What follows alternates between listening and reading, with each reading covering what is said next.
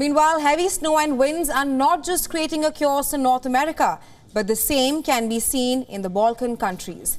Croatian authorities have closed all roads connecting the country's mainland with the Adriatic Sea coastline. The decision comes as heavy snow and strong winds spark traffic chaos in the country and elsewhere in the Balkans. While in the west of the country, due to the cold weather temperature, a bus which was carrying 9 people and the driver overturned, killing 1 person and injuring several others, who have been transported to hospitals to receive medical help. The accident happened after the bus slid to the side of the road, hit the road barrier and overturned.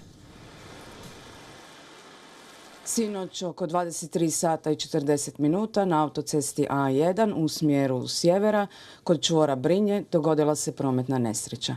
Nesreća se dogodila kada je 58-godišnji albanski državljanin upravljao autobusom albanske nacionalne oznake i iz za sada neutvrđenih razloga skrenuo u desno te se prevrnuo na lijevi bok.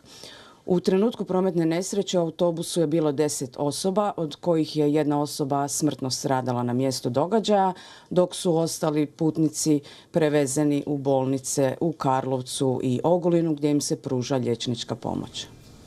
The bad weather also halted ferry lines linking the mainland Croatia's coastline with the country's islands. The sudden spell of wintry weather in Croatia, Serbia and Bosnia this weekend came after days of unseasonably warm weather. In Serbia, people in the country's north woke up to a snow-covered landscape, while in both Serbia and Bosnia, wet and heavy snow caused branches and trees to fall, sometimes even blocking roads.